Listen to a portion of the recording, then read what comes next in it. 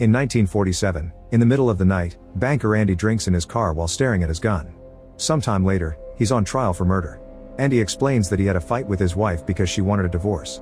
However, the lawyer fills in the rest of the details. Andy knew his wife had an affair, and after the fight, he followed her to her lover's house and killed them both. Andy swears that he was drunk and only meant to scare them, also that he left without shooting. He claims he threw the gun in the river, however it was never found. The lawyer tells the jury that the weapon was fired more times than it could hold bullets, implying that Andy reloaded to shoot them many times.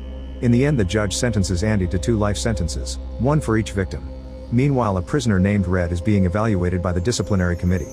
Red has served 20 years of a life sentence and swears he's a rehabilitated man, but they still reject his parole request. Then Red is sent back to the yard, where a bunch of other inmates ask him for stuff. It turns out Red is the person who smuggles forbidden items into prison. Soon a new group of criminals is brought to this prison and gets lots of heckling from the other inmates, who place bets about which of the newbies will crack first. Red looks at Andy and isn't impressed by how weak he appears to be. Warden Norton tells the newcomers that the first rule is not to be disrespectful to the Lord, but the other rules will be learned as they go along. When a newbie asks when they'll eat, Captain Byron yells at him and hits him. Then the group gets hosed down and sent to their cells still naked. Once the lights go out, one of the newbies starts crying. The other prisoners make fun of him and taunt all the newcomers in general.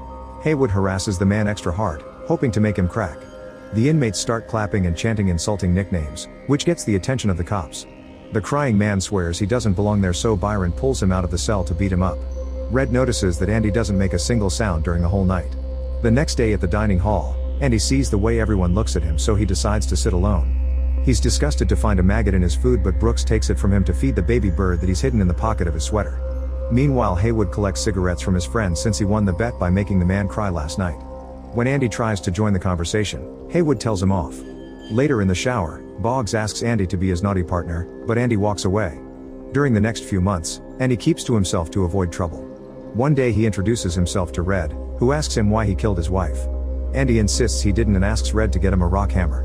Red agrees while explaining that Andy needs to hide it well because the cops do random inspections, and if they trace the hammer back to him, he'll never be able to do business again. Then Red warns him that Boggs and his gang known as Sisters will try to take advantage of Andy, so he needs to be careful. After Andy walks away, Red decides he likes him. Sometime later, a bunch of bags are delivered to the prison, and while nobody is looking, an inmate takes a hidden package from them. Then Red exchanges some cigarettes for new blankets, which he brings to his cell to find the package containing the hammer. He sends it to Andy by using Brooks's book cart. That night, Boggs and his gang surround Andy and beat him up before taking advantage of him. The next day, Andy appears with bruises and everyone can guess what happened. For the next 2 years, Andy is constantly abused by the Sisters. Sometimes he manages to fight them off, but most of the time he fails. In 1949, Norton announces that workers are needed for a factory for a week's work of outside labor. Lots of inmates volunteer, including Red and Andy. Red has a chat with a cop and his group of friends is chosen in exchange of cigarettes. Under the scorching sun, the prisoners work hard on the factory roof while the guards chat. Byron shares that he's recently come into an inheritance that he's now being taxed on. Andy overhears this and approaches him while ignoring Red's warnings. When Andy tries asking some questions, Byron gets angry and drags him towards the edge of the roof. Before he can be pushed over, Andy offers him advice on how to hold onto his money. At first, Byron is skeptical, but when Andy offers to help him set up the account and prepare the forms in exchange for beers for his friends, Byron accepts. During the rest of the working week, the friends could end their day drinking cold beer. However, Andy doesn't touch alcohol because he's given up drinking. Back in prison, Red and Andy play checkers. Andy admits he prefers chess and plans to carve his own set. Red again asks Andy why he killed his wife, and Andy insists that he didn't do it. Then Andy asks what he did and Red explains that he killed someone. Afterward, Andy starts carving the chess pieces in his cell. He also uses the hammer to write some names on the wall. Later, the prisoners are watching a movie starring a beautiful actress. Andy asks Red to bring her to prison, and since Red thinks he's joking, he says it'll take him a few weeks. On his way out, Andy is suddenly attacked by the Sisters. They take him to the projector room and kick the operator out. Andy uses the movie reels to defend himself and manages to break a man's nose, however they still outnumber and easily capture him. Boggs punches him a few times before taking out a knife to threaten Andy as he asks for naughty times with his mouth. When Andy refuses, Boggs brutally beats him up, causing him to spend a month in the infirmary. After this incident, Boggs spends some time in solitary confinement. When he returns to his cell, Byron is waiting for him to beat him up. Since then, the Sisters never bother Andy again. Boggs is wheelchair bound and transferred to a hospital. Red wants to get a welcome gift for Andy for when he's released from the infirmary, so he convinces his friends to gather rocks for the chess set. While working in the field, Haywood picks up a rock and shows it to the others, who make fun of him because he's only found petrified horse poop. When Andy finally returns to his cell, he finds a bag of rocks and a poster of the actress. One afternoon, the cops do random cell inspections. They search Andy's place but find nothing. Norton notices that Andy's been reading the Bible and they chat about their favorite passages. The poster shouldn't be allowed, but Norton agrees to make an exception. Later, Norton calls Andy to his office and informs him that he's being transferred to the library for work. Andy finds a crow and Brooks in the library. Brooks shares that he's been the librarian since 1912 and never had an assistant before. Their conversation is interrupted by a cop sent by Byron, who needs some financial advice. After grabbing some paper and pen, Andy guides him through the process of setting up a trust fund for his kids. During lunch, Andy tells his friends that he's probably been assigned to the library so he can secretly advise the guards. He wishes he could get more books, but the others think the warden won't allow it. Andy decides to ask Norton anyway and his request is denied. Then Andy says he'll write a weekly letter to the Senate asking for books, and Norton agrees to mail them. For the next few years, Andy does all the guards and Norton's tax returns. He's also writing to the Senate as promised, but he never gets an answer. Eventually Andy manages to get Red as his assistant. In 1954, a prisoner runs to get Andy and Red because there's trouble in the library. It turns out Brooks is holding Haywood at knife point, saying this is the only way he can stay. Andy manages to calm him down with friendly words and Brooks has a breakdown.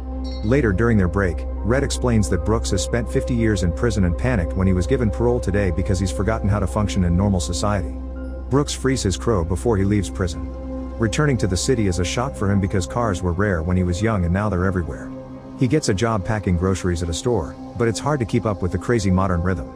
After work, he goes to the park to feed the birds. At night it's hard for him to sleep. After a few days of a routine he hates, he carves "Brooks was here" on the wall and proceeds to self-delete.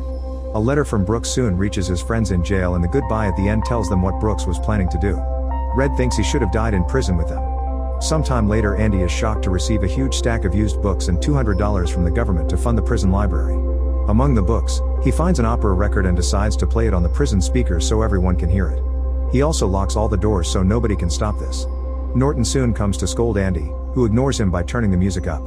Then Byron breaks the window and comes in to capture Andy, sending him to solitary confinement for 2 weeks. The next time Red appears before the disciplinary committee, he explains he's served 30 years and again swears he's been rehabilitated. Unfortunately, they deny his parole request again. When Red returns to the yard, Andy gives him a harmonica. That night Red tests the harmonica in his cell and Andy gets a new poster for his cell. As months pass, Andy starts sending even more letters to the government until they agree to do some prison renovations just to shut him up. Everyone works together to transform an old storage room into a proper library that even plays music. That year Norton announces the Inside Out program, a measure that gets inmates working on projects outside the prison walls. However, when he talks to the press, he doesn't mention that the men aren't getting paid, which means this is slave labor and he's keeping the money. One day a local contractor explains that he needs the new highway contract or his business will go under, so he bribes Norton to make him back off. All the money movements that happen during this period are kept in the books by Andy. In private, he tells Red that Norton is using him to create legal explanations for all this. Red warns him that the paper trail will make him more vulnerable to punishment, but Andy insists that it won't lead back to him or Norton. It'll actually go to a name he made up for this. In 1965 a new group of prisoners arrives. One of them is Tommy, who is guilty of breaking and entering. He has lots of stories to tell during lunch and Red's group quickly befriends him. Tommy left a wife and kid at home, so he wants to improve himself for them. He asks Andy to teach him how to read better so he can try to get his high school equivalency. Since Andy has already finished his chess set, Tommy becomes his new project. After a year of hard work, Tommy takes a trial test but doesn't finish it in time. He screams in anger and leaves the room after turning the papers into a ball that is picked up by Andy. Later Tommy is chatting with Red and learns Andy's story, which leaves him in shock. He calls Andy and tells him about an inmate he met in another prison. The guy had laughed while telling Tommy how he killed a couple while they were getting naughty and how the husband got blamed instead. It turns out Tommy's previous cellmate is the real murderer and Andy is truly innocent. A desperate Andy goes to see Norton and asks for a new trial, but Norton thinks that Tommy made the story up. When Andy threatens to reveal Norton's dirty money schemes, Norton sends him to solitary confinement for a month. While the inmates wonder if Andy is truly innocent, Tommy receives an envelope from the Board of Education. It turns out Andy sent them the test and he's passed with a C+, so now Tommy finally has a high school diploma. That night Tommy is sent to the yard, where Norton is waiting. He wants to know if the story of the real murderer is true, and Tommy swears that it is. Then Norton makes a guard shoot Tommy dead. Next Norton checks on Andy and tells him that they had to kill Tommy because he tried to escape. Andy tries to quit his accounting position but Norton says that quitting means the destruction of the library and losing the protection of the guards. On his way out, Norton tells the guard to keep Andy in solitary confinement for another month. When Andy finally comes out, he tells Red that while he didn't physically kill his wife, he drove her away emotionally, which is what killed her in the end. He also confesses that his dream is to open a hotel in a coastal town in Mexico. Andy wants Red to come with him, but like Brooks, Red doesn't think he could survive outside. Then Andy asks Red a favor. If he ever gets out of prison, Andy wants him to go to the oak tree in Buxton where he proposed to his wife and move a black volcanic rock to find what's underneath. During lunch, Red tells his friends that Andy has been acting strangely since confinement. Haywood shares that Andy asked for a rope and the group worries that Andy may be considering ending things. That night Norton makes Andy shine his shoes before sending him back to his cell. Red can't sleep because he thinks Andy will do something crazy. The next morning, all the prisoners come out of their cells except for Andy. When the guards check his cell, they find it empty. Meanwhile, Norton discovers that his shoes have been replaced by an old pair. The cops try to interrogate Red, who knows absolutely nothing. Norton gets angry and throws a rock at Andy's poster, which makes a hole and reveals a tunnel in the wall. The officers immediately search the area with dogs to no avail. They only find Andy's prison clothes, a bar of soap, and his rock hammer. It turns out that when Andy carved his name on the wall, he discovered how flimsy it was, so he started digging with the hammer and kept his project hidden behind the posters. He kept all the debris in his pocket and threw it outside during breaks. Last night, he replaced Norton's book with a Bible and stole his shoes. In his cell, he put his belongings in a box and tied it to his foot before crawling through the tunnel. Then he climbed down the pipes and broke a big one by hitting it with a rock every time thunder struck in the sky. And he got inside the pipe and had to deal with the smell of poop for 500 yards, but he never gave up and eventually managed to escape. Right now, Andy is visiting Norton's bank and taking his money by pretending to be the person he made up for the books. He also asks an employee to send a package to the press containing the stolen paperwork. Sometime later, Norton is horrified to see his name on a news article about corruption in his prison and he can hear police sirens coming for him. Norton rushes to the safe and inside the Bible, he finds the hole where Andy had been hiding the hammer.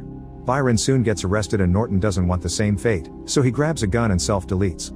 A few days later, Red gets a postcard from Andy, with a clue indicating he's successfully gone to Mexico. The next year Red asks for parole again.